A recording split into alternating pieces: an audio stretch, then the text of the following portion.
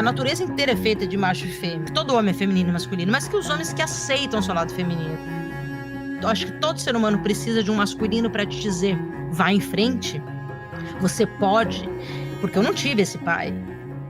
Os homens, eles estão um pouco sem saber também o que fazer.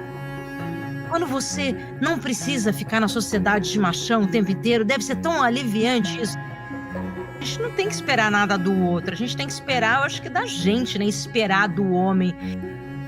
Somos um só, mas cada vez mais trazer as mulheres para o lugar onde elas podem habitar, onde elas devem habitar. A gente pode... Eu quero muito mais do que ser só uma atriz. Não é que só uma atriz é só uma atriz, mas eu também sou uma atriz. Eu acho que o amor é cura, né? O amor é o nosso oxigênio. Acho que a vida só tem significado quando você tá amando. Cara, respira, viva, seja você. Olá, bem-vindo, bem-vinda, bem-vinde ao 39º episódio da terceira temporada do Alma Masculina, conversa sobre masculinidades. Eu sou Paulo Azevedo e conto com a parceria de Conrado Góes, Glaura Santos e Vitor Vieira. Para você que já nos acompanha, muito obrigado por estar conosco em um novo episódio, nesse espaço de resistência afetiva para escutar de dentro para fora, para refletir, gerar ideias e abrir diálogos sobre as masculinidades e suas diversas maneiras de estar no mundo hoje para encontros mais viáveis para todo mundo. Se você está nos ouvindo pela primeira vez, siga e avalie o nosso perfil no Spotify ou no seu agregador de podcast preferido e confira as muitas conversas que trazem visões diversas das masculinidades. E já começamos essa segunda parte da conversa com a pergunta da poeta e artista visual Glaura Santos, designer responsável pela identidade visual aqui do Alma Masculina, para a nossa querida Bárbara Paz. Oi, Paulo. Oi, Bárbara. Prazer estar aqui. Hoje eu quero saber um pouco sobre o seu filme, Bárbara, que me tocou muito. Eu te acompanho desde sempre, assim, e acho que é uma obra que só foi possível graças ao tipo de relação, né, que vocês construíram. Sempre te vejo como uma pessoa assim, muito intensa, muito entregue, né? E acho que é o que te trouxe até aqui, é muito bonito de ver. Algumas coisas assim me chamaram a atenção e uma é com relação à realidade e ficção, né? Eu vi vocês dois ali muito leves, né? Na medida do que se pode ser numa situação daquela, mas sim, tem uma leveza, né? Uma graça assim no filme, e eu queria saber qual o papel, né, da ficção desse projeto dentro desse processo de passagem do Hector, né? Ou seja, como a ficção pôde trazer, se trouxe a vocês mais leveza para enfrentar a realidade daquele momento. E uma outra coisa, aproveitar, fazer duas em uma pergunta, o Hector tem uma fala ali que ele diz que o tempo está acabando e a grande obra não foi feita. Eu queria saber se você acha que ele está se referindo a essa obra, a essa cria de vocês, né? E qual é o seu sentimento em ter terminado depois da partida dele e ter trazido esse filho até aí, né? Saber do seu sentimento, né? Agora, já distanciada de tudo que vocês viveram e desse resultado. Obrigada, um beijo e boa sorte. Antes de você responder, Bárbara, eu fiz questão de que ela mandasse uma pergunta para você, porque ela também transformou uma perda numa obra artística, que é o livro Todo Mar Vai Ser Você, que é um diário que conta desde o diagnóstico do grande amor dela, de câncer também, até o luto e toda a dor dessa passagem. E é um livro lindíssimo, ela já está lançando um segundo, e é minha parceira de muitas histórias. Ela já até mandou o livro aí para você, e eu acho que essas histórias, a forma como vocês duas transformaram esse momento em algo que pudesse sustentar algo que é imponderável, tem muito a conversar, assim. Conheço o livro dela é lindíssimo e é exatamente isso. é também uma costura, né, de um amor, costura de amor e dor, né, e despedida. Primeiro eu vou dizer da frase que ela falou, e realmente é nosso filho, era o nosso combinado, né, como ele não podia me dar um filho, o filme era nosso filho, então eu dizia sempre que ele ia nascer muito bem, e nasceu mesmo, nasceu lá em Veneza. Mas assim, a grande obra não foi feita, quando ele fala, né? O tempo está ficando curto, é porque ele achava que nunca, como todo grande artista, a gente nunca acha que está bom o suficiente, a gente nunca acha que a gente fez a grande obra, a gente nunca acha que está perfeita, sempre acha que a gente poderia melhorar. Então é nesse sentido que ele quer falar. Eu acho que poderia tão mais, eu acho que eu poderia ter melhorado tanto, poderia ter feito mais, mas não vai dar tempo, porque eu lapidei essas frases, né? Eu e Maria Camargo, que trabalhou comigo no roteiro, assim, uma roteirista maravilhosa e que conhecia a Hector, a gente teve que escolher, e era muito difícil escolher os melhores textos de Hector, porque como o Paulo conheceu ele bem também, ele era um cara que a gente ficava escutando horas, assim, sabe? Ele era brilhante, ele tinha um pensamento muito peculiar, único com a vida e com a morte, com a doença e com a poesia de viver, né? Ele era rude, botava escudo, podia ser um general, como ele poderia ser um príncipe. Então ele tinha os dois lados. E na fala dele é exato, é a mesma coisa. Então quando ele fala isso, é isso que ele quer dizer. Nenhum artista está pronto. Eu nunca achei que eu tivesse feito a minha melhor obra, apesar de ter feito várias obras, quase todas, praticamente todas, sempre sucessos, todas maravilhosas, todas são filmes denúncia, né? O Hector, se você for ver, todos os filmes dele são filmes denúncia de algum lugar. O Beijo da Mulher-Aranha, ali se denunciava um negócio fortíssimo, é o primeiro beijo gay na história do cinema, um dos primeiros, né? E aí esse filme foi para o mundo, aí você fala do Carandiru, aí você fala do Brincando nos Campos do Senhor, que hoje, se for reassistir esse filme, que se passa na Amazônia, que é quando a gripe chega, que um branco leva a gripe e começa a morrer gente. Então é muito interessante você rever os filmes dele, o Pichote.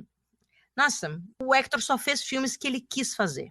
Sobre o que aconteceu com o meu filme, meu processo com ele de amor, que é um processo de amor, né?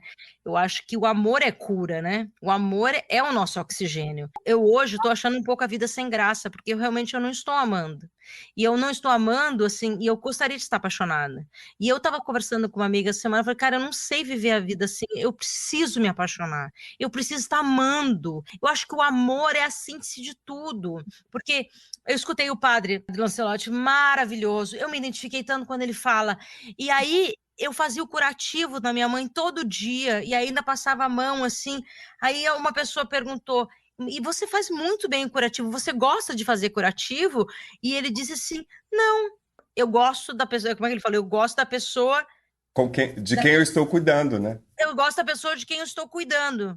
Eu me identifiquei tanto, porque é isso, eu faço curativo com muito amor. Para quem ama, quem gosta, quem vê a vida, que eu acho que a vida só tem significado quando você está amando, né? Ela fica sem sentido, sabe? Não adianta você conquistar todas as coisas, bem materiais, você tenha melhor roupa, melhor casa, melhor tudo, sem você ter a pessoa, uma pessoa para você amar, para você depositar, para você trocar, para você olhar, para você fazer sentido à existência. O Hector, ele chega nesse momento na vida, e eu chego no momento da vida dele, a gente se encontra em diferentes gerações, 28 anos de diferença, mas a gente se encontra em algum lugar ali, que a gente se aquece ali e troca muito, artisticamente. Ele estava com pouca energia, eu trago energia para ele. Eu precisando me acalmar e voltar para a Bárbara e ser essa Bárbara, e não ter medo de ser essa Bárbara autoral, do jeito que ela é, não precisar botar a loirice no cabelo, escova. Eu lembro que a primeira vez ele falou assim, que você foi pro cabeleireiro fazer escova? Você ficou horrível com escova. Que isso? Eu falei, você ficou horrível. Não aparece mais assim com essa escova. Parece que você saiu do salão. Quem é essa pessoa? Ele falou que eu ficava melhor de bermuda e bota. Ele me falou que ficava melhor de cabelo descabelado. Eu falei, nossa, mas essa sou eu mesmo. Ele gosta de mim assim. Então a gente foi se encontrando e se refazendo na vida. Então, nada mais é essa obra que é realmente uma costura da nossa relação também. Uma relação de dois seres humanos que se amarem em determinado lugar ali, deram a mão um para o outro e seguraram a mão. Cada um fez um curativo no outro. Isso, para mim, era muito prazeroso fazer esse curativo. E para quem estava perto sabe o quanto eu amava esse homem e quanto essa nossa relação, como toda relação tem os altos e baixos, obviamente. Esse filme, ele vem quando eu começo a achar que não ia mais ter tempo, que ele poderia ir embora. Eu lembro que foi aqui nessa casa, aconteceu um piripaque aqui, e eu comecei a filmar ele, comecei a fazer o documentário dele, e ele queria ser filmado, e depois a gente foi viajar, eu comecei a filmar, e aquilo ele estava gostando daquilo, antes de voltar ao câncer dele. Ele estava gostando do jeito que ele era, pavão, né? Adorava ser filmado, falar. Quando ele se montava, eu falava, não, esse eu não quero, esse todo mundo tem, pode tirar, pode desligar. Isso foi o filme mais que todo mundo fala luta, eu não gosto da palavra luta, eu gosto da palavra luta, porque quem fica, pode até existir o luto, sim, pode até existir, mas essa palavra luto é muito pesada. A pessoa fica na gente de uma forma tão viva, e nesses 3 anos que eu construí depois que ele partiu, eu construí com ele dentro de mim, com a voz dele, com a sensação do que ele ia gostar, de quem ele era, porque eu coloquei ele no filme como eu via, o meu olhar para ele. Então, cada música que tá no filme é ele, é a música que ele gostava, Radiohead, Caetano Veloso, Piazzolla, nada foi colocado ali à toa. Eram as músicas que ele escutava, eram as músicas que representavam ele para mim. Então, cada pedaço, eu fui muito fiel à nossa relação, ao que eu via dele, ao que enxergava dele. Toda a ficção, que se perguntou da ficção e da realidade, tudo era realidade, porque tudo era realidade, tudo é ficção. Eu construí uma história, seja ela ficcional ou documental, o fato de eu estar fazendo um filme, eu já sou a documentada, e eu me botar no filme, então pensei que eu ia sair do país quando eu lançasse esse filme, achei que ninguém ia entender, ou ninguém ia sentir essa minha carta de amor. Eu pisei ali num terreno muito, né, um homem que está se despedindo da vida, não era consciente isso, a gente não esperava que ele ia morrer assim, ele queria, eu também, a gente achava que ele ia sobreviver, como ele sobreviveu muitas batalhas. Muita gente me falou isso, você foi na medida, porque eu não queria fazer um filme sentimentalista, porque ele ia me matar, porque ele ia odiar, então toda vez que alguém falava, ai, estamos sofrendo, tira. Eu queria botar ele, então eu ficava dosando isso. Uma atriz virando diretora, casado com um homem bem mais velho, que era um grande cineasta, um grande, né, pensador, muito famoso, um homem que estava morrendo, se despedindo, então eu tinha todos os elementos para dizer, não vai dar certo. Se você não fizer muito bem feito, não vai dar certo, porque você vai ser muito criticada, você vai, né? Uma coisa muito linda, e eu acredito muito que existe uma coisa, energia, assim, não sei, eu acredito que tem algo mais, que alguma coisa aí, porque foi tão bonito tudo, foi tão difícil fazer, mas foi tão bonito. Essa minha carta de amor para ele, essa carta de amor dele para o cinema. São várias formas de amar nesse filme. Minha forma de amar ele, a forma de ele amar o cinema, a forma dele amar a vida e a forma que ele quer sair de cena para ficar na cabeça das pessoas. Ele lançou em Veneza. Primeiro entrar lá já foi assim uma emoção muito grande, estar lá. Um filme brasileiro, meu primeiro filme sobre ele. Mas quando a gente ganhou aquilo, eu nunca vou esquecer do dia, o final de tarde, o amanhecer que deu. Ele estava em todos os lugares, porque para mim as pessoas viram energia. Então, todo amanhecer, todo pôr do sol, ele estava ali junto. Quando aconteceu aquilo e as pessoas não respiraram na plateia, eu estava vendo se alguém ia sair, né? E aí, viraram para mim no final, aplaudindo. Aquilo foi de uma coisa, eu falei, deu certo, as pessoas sentiram alguma coisa. Pessoas que não me conhecem, que não conheciam o Hector, pessoas estranhas, pessoas de outro país. Eu falei, bom, se eu tô do outro lado do mundo e as pessoas se tocaram de alguma coisa, tocou o coração de alguém, de alguma forma, é que meu filme fez sentido. Eu não estava louca, ou se estava, que bom que eu acreditei na minha loucura. Não, ó, vou te dizer o que eu sofri muito para fazer esse filme. E sofro até hoje. Porque as pessoas acham que o Hector dirigiu. Eu falei, o Hector já faleceu, o Hector tava, eu botei na mesa branca e o copo girava pra cá, pra lá, e aí ele falava, monta aqui, faz aqui, monta isso, faz e põe essa música. É impressionante, teve um texto. A coisa mais, acho que machista que eu passei nesses últimos tempos foi esse texto de um cara, que é um cara das artes. Ele escreveu um texto falando do filme, que ele estava elogiando o filme, mas primeiro que ele contou o filme do início ao fim, cena por cena, que isso não se faz, né? Segundo, ele contou narrando como se o Hector tivesse deixado esse roteiro pronto, só deixou eu assinar. Se você lê o texto, eu falei, Eu nunca vi, eu mandei para as pessoas que fizeram. Gente, eu nunca vi coisa mais machista. Não é possível, porque não é possível. As pessoas às vezes falavam para mim, mas como é que você fez isso? Como é que eu fiz o quê? Como é que eu dirigi um filme? Você acha que eu não sou capaz de fazer isso? É porque você me conheceu mais como atriz, você me conheceu na casa dos artistas, né? Uma celebridade, uma pessoa louquinha. Você não acha que isso pode ser uma artesã?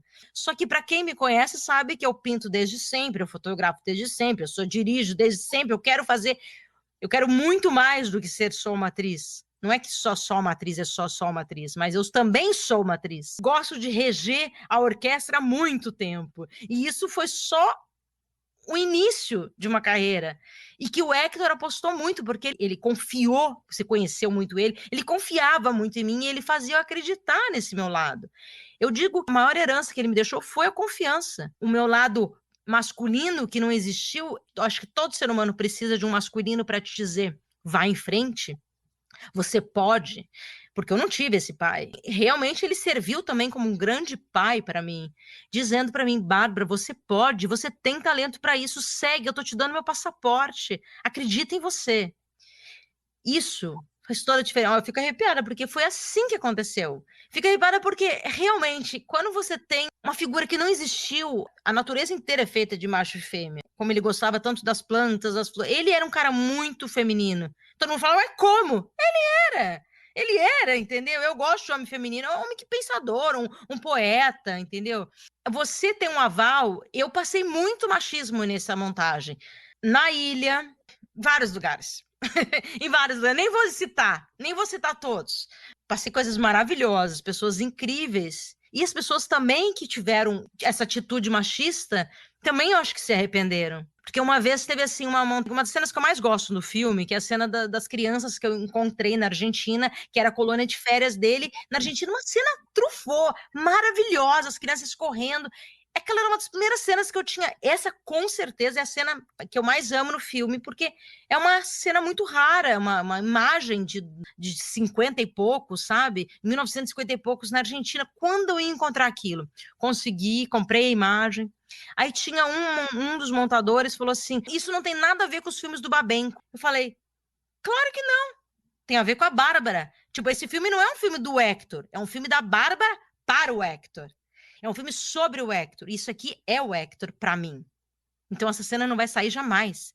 Você entendeu? Então eu passei por isso, mas tudo bem. Teve pessoas que diziam assim para mim, ó, falei, tá muito baixo, vamos aumentar o som. Ela falou, não tá. Imagina, tá louca. Ela tá louca. É porque a mulher, quando grita, é louca. Quando o homem grita, ele é firme, né? Então tá louca, tá louca. Eu já ouvi isso, ela não quer enterrar. Eu já ouvi isso. Eu falei, tô louca, é isso, mas você vai aumentar o som, porque quem tá pagando sou eu.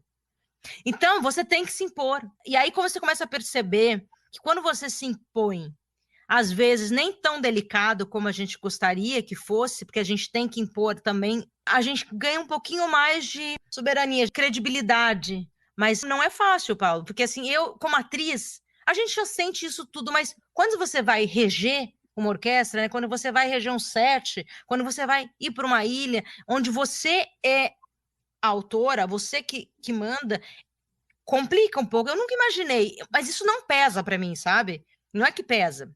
Mas eu comecei a observar, e também na filmagem. Agora começou a ter mulher na maquinária. Não tem, entendeu? Sim, a mulher não é tão forte, tá certo. Então, assim, mas cada vez mais trazer as mulheres para o lugar onde que elas podem habitar, onde elas devem habitar. A gente pode habitar todo. E o meio audiovisual ainda é muito machista e homofóbico e muito racista também, né?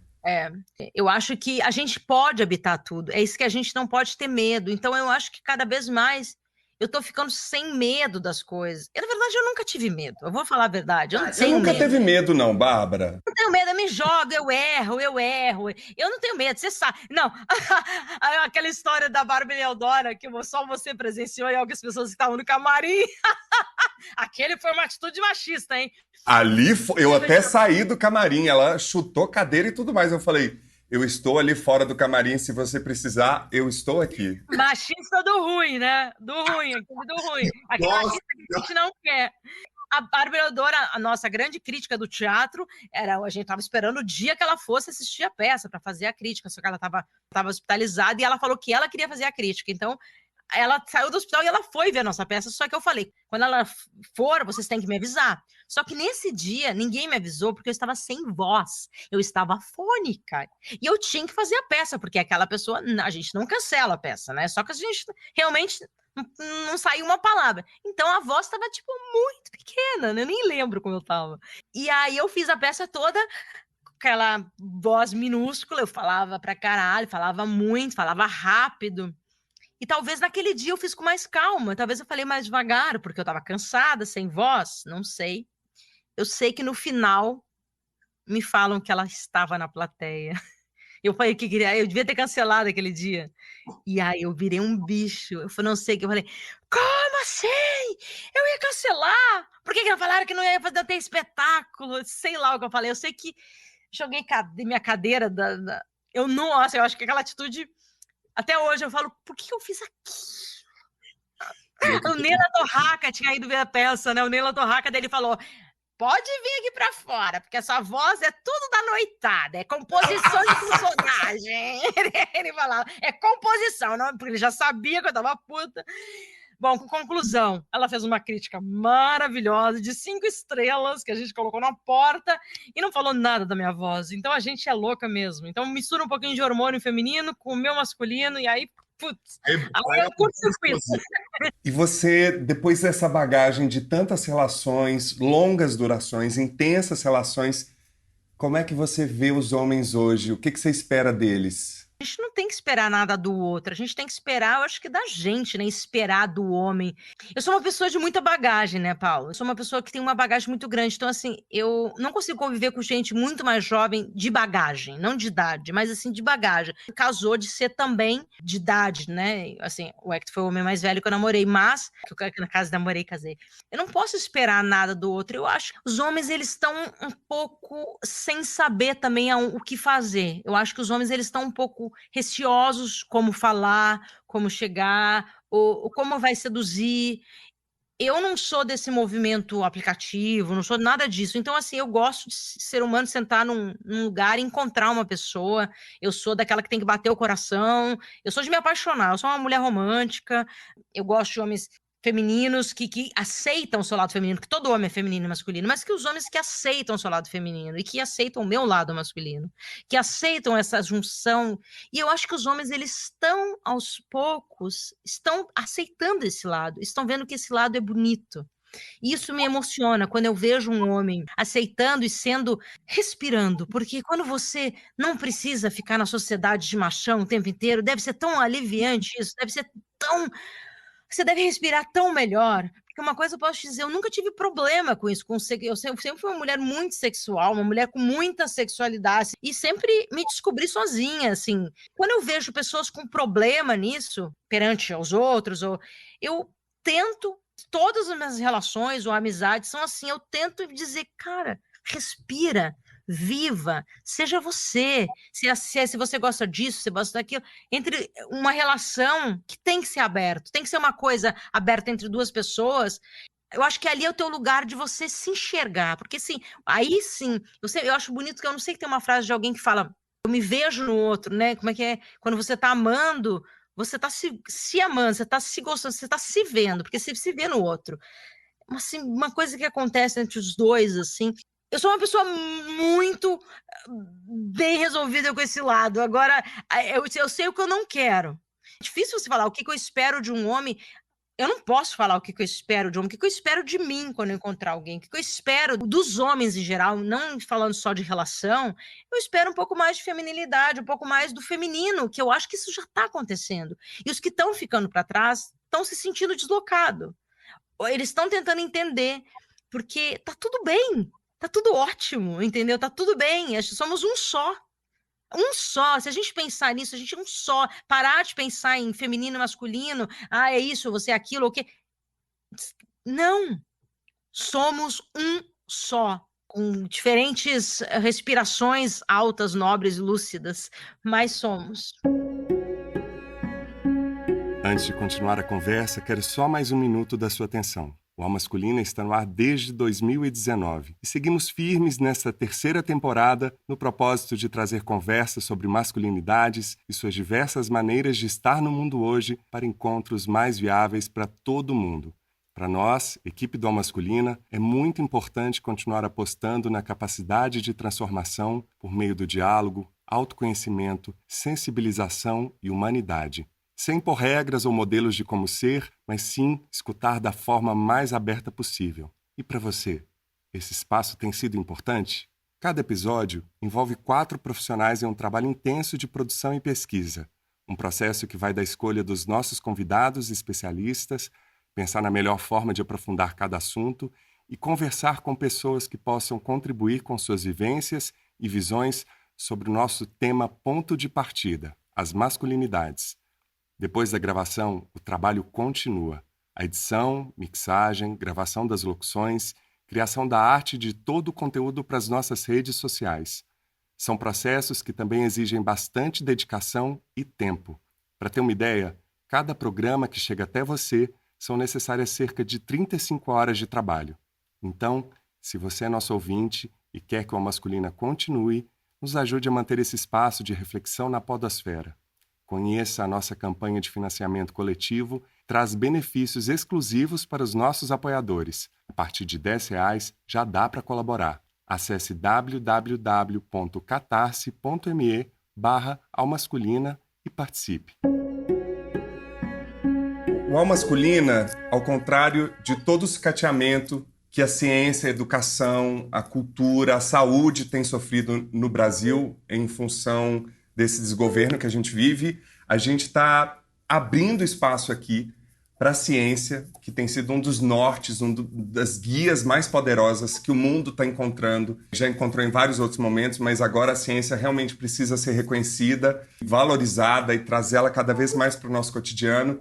Por isso a gente tem um novo convidado a partir desse episódio, que é o cientista PhD e podcaster do podcast Naruhodô, que é incrível, que vai abordar alguns tabus e revelar algumas questões que a gente deveria ter aprendido na escola. Lugares Comuns, com cientista PhD e podcaster Altair de Souza.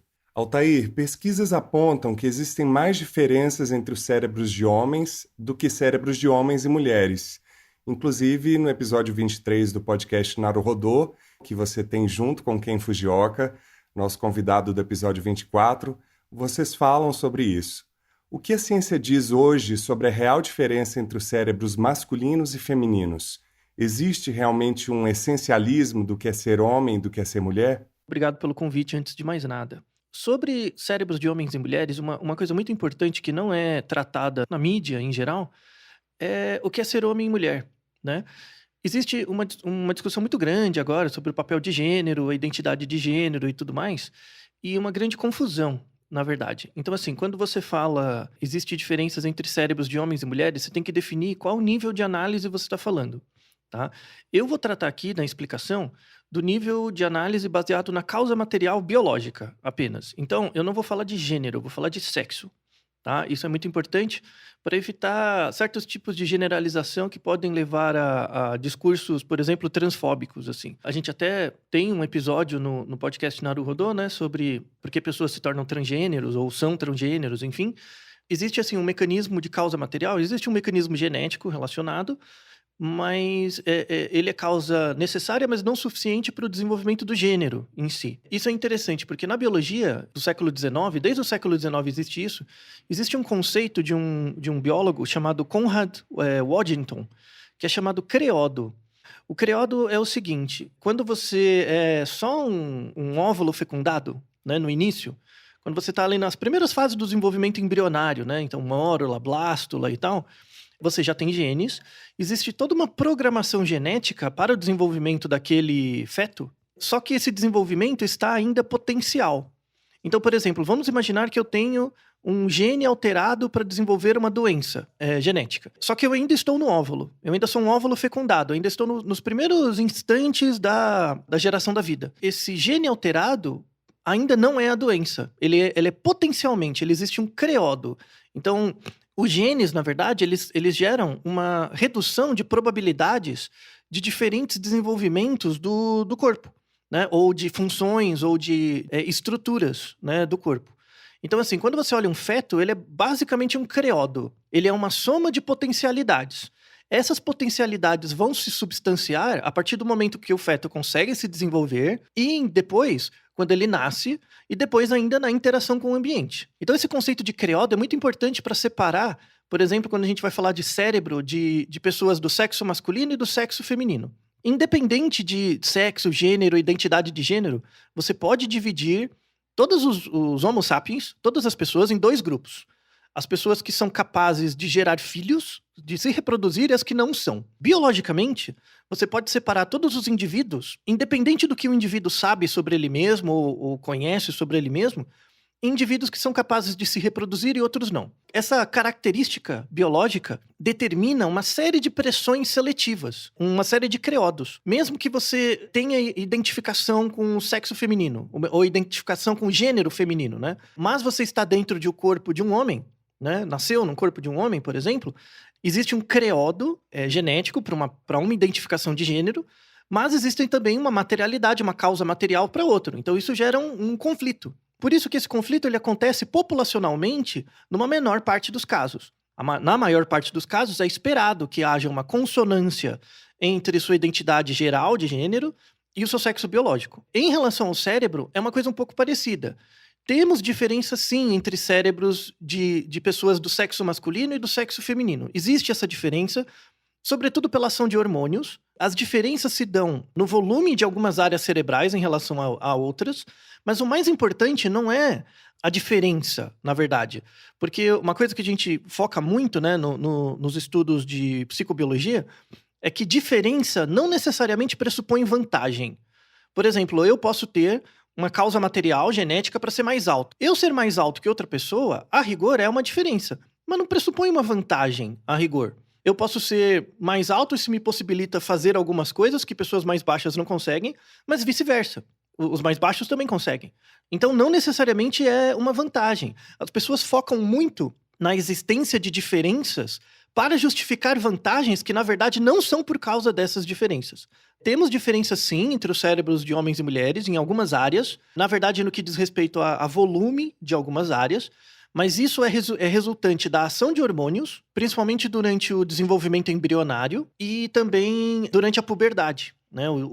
A partir dos 11, 12, 13, 14 anos. Isso gera diferenças, isso mostra que existem pressões seletivas diferenciais para as estratégias reprodutivas de pessoas do sexo masculino e feminino. Quando essas potencialidades, esses creodos se dão no ambiente social, com certeza acontecerem diferenças. Coisas que potencialmente, por causa material, você tem uma maior predisposição para desenvolver, ou não desenvolver, por conta da interação no ambiente, você pode mudar essas probabilidades de desenvolvimento ou não. A grande discussão por trás dessa fala, na verdade, se existe realmente um essencialismo, assim, o essencialismo ele não nasce na genética, ele nasce na interação entre o creodo biológico e o meio social. O próprio fato de você perguntar se uma certa coisa é biológica ou cultural já mostra uma falsa dicotomia, e é por isso que você não consegue enxergar o essencialismo. O essencialismo ele nasce numa probabilidade. O essencialismo que temos de essencial mesmo, a existência de probabilidades para o desenvolvimento de certas competências na junção dos creodos biológicos e dos meios sociais determinados por um certo contexto histórico. Então isso é muito importante. Então as grandes mensagens o que existe de essencial nas pessoas são as suas potencialidades, que depois no meio social vão se tornar probabilidades, e diferenças não pressupõem vantagens. Isso é uma grande mensagem que vocês têm que levar para vocês. Interessante, hein? Nossa. É porque a gente sempre ouve isso de coisas de menino e coisas de menina, né? E a gente vai entendendo que não é só biológico, nem só cultural, social, né? Relacionado com isso que ele falou, Bárbara, você tem uma marca muito forte que é o cuidado. Eu acompanhei isso de perto, vi o cuidado com a sua família, com seus sobrinhos, com a sua afilhada, cuidado com o Hector, que era muito presente, e eu acho que o seu filme, de alguma forma, é uma resposta para aquelas pessoas que não compreendiam direito quem era esse homem que você amava e por que essa relação existia, acima de todos os estigmas e preconceitos. e optou por não ter filhos ainda. Como é que você lida com essa chancela que ainda hoje essa sociedade machista cobra para que a mulher cumpra seu lugar, ser mãe? Inclusive de amigas, que eu tenho amigas que optaram também por não ser mães, mas ouvem de amigas comentários muito machistas, do tipo, você não sabe o que é. É como se a mulher fosse incompleta. Como é que você lida com isso? Eu acho que eu não vejo isso de fora, eu não escuto muito, principalmente porque a gente é uma pessoa pública. A primeira coisa que eles perguntam, vai ter filho? Aí você fala, tô pensando em ter filho depois. Aí já título da matéria, né? Ou se eu também não tiver, eu posso adotar. Título da matéria. Então já foi vários títulos. Se você pesquisar desde Bárbara Paz, tipo assim, diz que vai ser mãe, diz que vai adotar, não sei o quê. Não ligo muito porque os outros falam. Eu sou uma pessoa que é óbvio que às vezes ofende muitas coisas, mas eu não sou uma pessoa que, se eu prestasse atenção e levasse um peso, né, no que todo mundo fala, eu não estaria aqui hoje falando contigo com uma propriedade, eu estaria enlouquecida, porque, enfim, a gente enlouquece se a gente for escutar tudo, né? É a mesma coisa de uma crítica, você tem que ler e você tem que digerir isso e ficar com o melhor. Né, quando uma crítica é ruim, enfim. Eu, na verdade, não achei que eu estava preparada para ser mãe nunca. Eu posso ter filhos, porque muita gente também tem esse problema, né? Pessoas que não podem ter filhos, né? Sempre pude ter filhos, e foi uma opção não ter filhos até hoje, mas não quer dizer que eu não queira ser mãe. Eu já fui mãe em muitos momentos da minha vida, e eu sou muito mãe. Depois do meu cachorro, Feline, eu tive que fazer um ciclo na minha vida para receber um cachorro agora, sentir esse meu poder de mãe, porque ter um cachorro é ser mãe também, ser pai, eu sou mãe solteira. Mãe solo? Mãe solo, não mãe solteira, mãe solo. Eu tive vontade de procriar. Eu tive vontade de ter um filho meu, gerar. Eu sempre tive um medo de gerar. Eu sempre tive um problema aí, eu acho que fui descobrir muito mais tarde, assim, psicológico, e que eu acho que se eu vou gerar, vai acabar minha vida. Tem problemas aí que vem lá do meu parto, né, da minha infância, a ser resolvido. A pressão não vem de fora, vem de dentro. Eu estou com uma pressão, porque eu não tenho mais muito tempo, eu tenho que decidir já, estou solteira. Então, assim, o momento que eu podia ter, eu não tive. O relógio é muito mais para a gente do que para o outro. Não é para a sociedade que você está. O relógio está acontecendo comigo, porque agora eu consegui também esvaziar tudo aquilo que eu precisava, chegar e dizer, Bárbara, você é o que você é hoje. Talvez eu precisei voltar para a Bárbara, para a minha essência, para olhar para o outro e dizer, eu posso ter um filho. Eu posso cuidar de uma outra pessoa, eu consigo. Porque até então eu só cuidei de mim, cuidei muito de mim. Então eu tive que me embalar, eu tive que trocar minhas fraldas, eu tive que me educar, eu tive que me estudar, eu tive que, entendeu? Me levei para festa, para cama. Eu me fiz tudo isso. Então eu sei o que é cuidar de uma pessoa, porque eu cuidei muito de mim. Eu me achava madura o suficiente para cuidar de uma outra pessoa. Apesar de cuidar de muitas pessoas ao longo da vida, mas pessoa que seria minha, que era minha responsabilidade. Porque se eu não cuido de mim, ninguém vai cuidar. Então, assim, se eu me largasse, eu não estaria viva, entendeu? Eu sou responsável por mim e eu não achava que eu era capaz de ser responsável por um outro ser. Hoje, eu já acho que eu sou. E olha o que um animal fez na vida de uma pessoa. Eu sei bem, eu tô com uma filha aqui chamada Tarsila, que pode namorar com o Feline. E é essa noção de que um ser depende totalmente de você, né? Para tudo. Para tudo, para tudo. Bárbara, você já reagiu ou como você reagiria a uma situação presencial de machismo, de racismo ou de homofobia? Eu já presenciei, há muitos anos atrás, um homem que é amigo, um diretor de teatro, inclusive. Eu vi ele batendo na mulher dele. E eu nunca tinha visto isso. Eu vi ele fazendo assim na cabeça dela. No final de uma peça, assim. Eu falei, mas como que isso está acontecendo? Pelo amor de Deus, ninguém vai fazer nada, ninguém fez nada.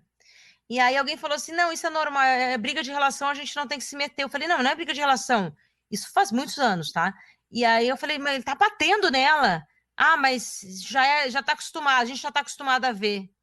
Aquilo gerou um desconforto muito grande em mim, e sem eu poder fazer nada, me senti impotente.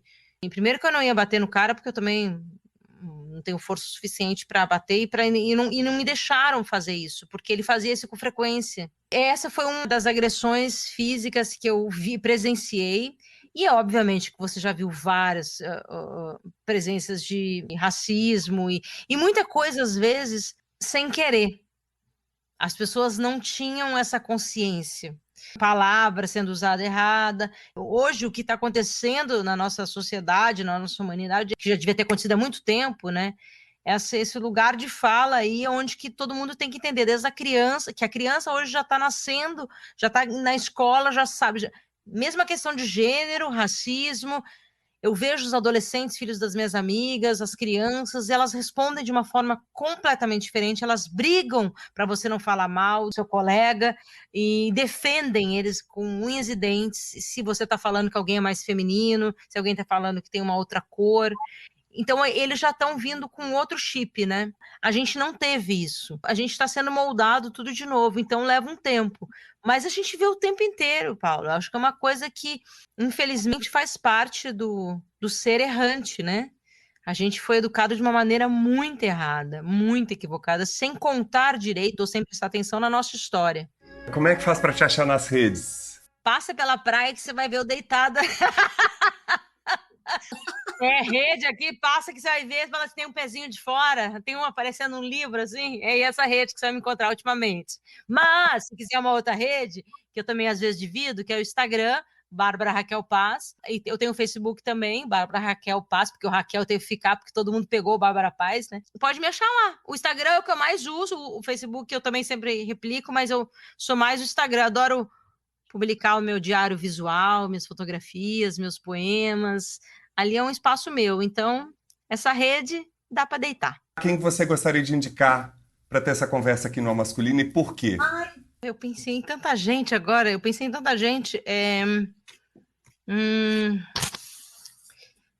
Vamos lá. Bom, eu queria indicar uma pessoa que eu espero muito que ele aceite, porque eu acho que ele tem uma alma feminina e uma alma de poeta, que é o Cal Guimarães, meu parceiro no filme. Ele passou comigo boa parte na ilha de edição e eu acho que ele tem um lugar muito interessante. Eu acho que ele tem um lugar hoje, principalmente na arte, no trabalho dele, sobre o vazio, sobre o buraco, sobre essa... Ele sempre trabalhou com ócio e que hoje nós estamos vivendo impositivamente o ócio de alguma forma, o vazio, a solidão. O trabalho dele fala muito disso. E de alguma forma feminina. Eu acho que ele tem um olhar, um jeito feminino de ser, mas ao mesmo tempo ele também é bem macho, sabe? Ele tem essa contradição, o macho, o masculino do bar, tem essa coisa, mas ele tem esse lado feminino, então ele tem essa complementaridade, né? Essa que a gente gosta. A pessoa que eu quero indicar é uma pessoa que eu tô super fascinada por ele. Eu não conheço, mas eu sei que eu vou conhecer. É o Ailton Krenak. Ele deveria ser nosso presidente, né? Porque, assim, é uma aula o que ele fala. É uma aula de filosofia de vida, de viver, de amor, do que é existência mesmo, sabe? O estar aqui, vivo. Então, eu acho que ele seria uma ótima companhia aqui. Essa alma dele, que não é nem masculina e nem feminina, ele é um ser já elevado. Ele já é um ser elevado, uma junção de tudo. Cósmica, ele gosta muito dessa palavra cósmica, então ele fala que a vida é uma dança cósmica. Eu acho que ele dançaria muito lindamente aqui contigo. Vai ser uma delícia recebê-los aqui, são dois olhares muito diferentes, mas eu entendo que tanto por meio da arte quanto por meio da ação que o Krenak tem, tanto pelos seus livros que já estiveram aqui no Aspas, quanto pelo posicionamento corajoso que ele tem diante de tanto desmantelamento ambiental que a gente está vivendo. O que ele está falando não é sobre meio ambiente, ele está falando sobre raça humana, de sobrevivência, né? Eu também estou apaixonado por ele, apaixonado. Querida, Adorei! Que você siga intensa, com pousos temporários para esvaziamento e reabastecimento, que o palco te receba assim que possível, que as telas te acolham por trás ou à frente das lentes e que você continue com essa coragem, com essa passagem do meio constante para se reencontrar, para ter essa coragem que você tem, para não perder a ingenuidade e a fé nas pessoas e na humanidade. Eu tive a sorte de te conhecer em cena e fora dela. Tive a sorte de conviver com você e o Babenco nos últimos anos da vida dele e pude conhecer esse homem que você apresenta para o mundo agora através da tela. E foi muito curioso perceber que eu não consegui nem chorar assistindo o filme, porque para mim aquilo tudo era familiar. Eu tive essa sorte de conhecer o humor ácido, o mau humor e entender a cumplicidade de vocês muito de perto. Te desejo toda a sorte do mundo, que você tenha ao seu alcance tudo que você precisa para continuar levando a poesia, a vida, em tudo que você quiser realizar, tocar, fazer. Obrigada, Pá. Foi um prazer estar aqui. Adorei.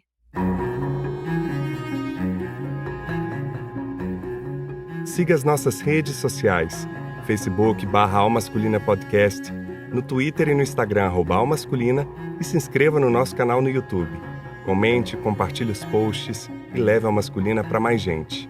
E também visite o nosso site www.comcultura.com.br/Almasculina e lá você vai conhecer todos os episódios na íntegra, além da transcrição do aspas, lugares comuns e as dicas do quadro Escuta Aqui.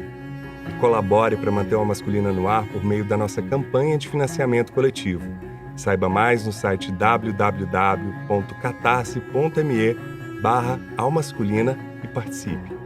Continue nos enviando mensagens, comentários e compartilhe a Almasculina nas redes. Gostaria de agradecer muitíssimo a todas as pessoas que colaboraram, em especial aos nossos convidados, Bárbara Paz e Altair de Souza. E também não posso deixar de agradecer Glaura Santos, Soraya Azevedo, e quero mandar um abraço para todas as pessoas que acompanharam a gravação ao vivo deste episódio pelo nosso canal no YouTube. Acompanhe as próximas.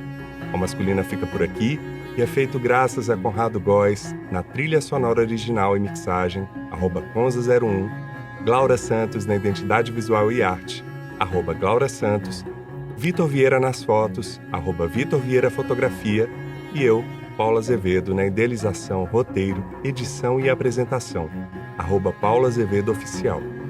Esse podcast é realizado pela Comcultura. Você que nos deu o prazer da sua companhia até aqui, muitíssimo obrigado e até o próximo encontro.